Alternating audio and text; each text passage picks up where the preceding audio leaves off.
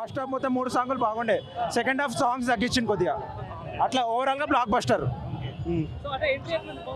Super bro, super. First half మొత్తం enjoy చేస్తాం, second half కొద్దిగా డల్ అవుతాం. అట్లా ఒక బ్రిలియంట్ సినిమాటిక్ ఎక్స్పీరియన్స్ ఇచ్చాడని మా పవన్ కళ్యాణ్ మా ఫ్యాన్స్ కి అసలు మేము ఊహించలేదు ఈ విధంగా సినిమా ఉంటుందని. ఫస్ట్ హాఫ్ లో కుస్తీ ఫైట్ అయితే సినిమాలో బ్రహ్మాండంగా ఉందన్న. చార్మినార్ ఫైట్ సీక్వెన్సెస్ అయితే ఇండియన్ బాక్స్ ఆఫీస్ కి ఊస కొత్త లెక్క పెట్టి ఇచ్చిందన్న. క్లైమాక్స్ ఎక్స్ట్రా అయితే అసలు ఎవరు సీట్లకు వచ్చేలేరన్నా. అసలు అసలు సినిమాలో ఇద్దరు హీరోలు ఉన్నారన్న.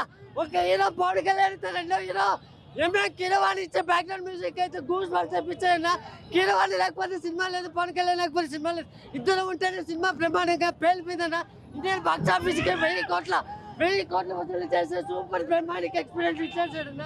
హైదరాబాద్కి వచ్చింది పవర్ తుఫాన్ లోపల సినిమాలో సినిమాటిక్ ఎక్స్పీరియన్స్ చూసి చెప్పిన సినిమా ఏ విధంగా పేలిపోయిందంటే బాక్స్ ఆఫీస్ ఏళ్ళు తీసేసాడన్న. ఇప్పుడు గుర్తుపెట్టుకోండి అంటారు.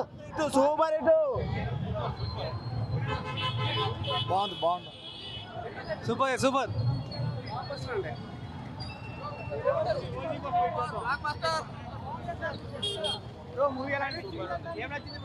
పవన్ కళ్యాణ్ ఇంకా నచ్చుతుంది. సాంగ్స్ హైలైట్ ఉన్నాయి. సాంగ్స్ కిరవాణి బాగుంది బ్రో. నార్మల్ సినిమా చూడొచ్చు అందరూ, ప్రతి ఒక్కరు చూడాలి. చాలా బాగుంది. Climax super Awesome. బొమ్మ block buster,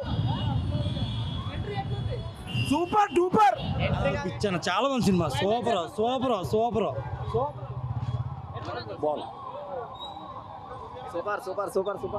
boss the boss ఎప్పుడే చెరపలేరు.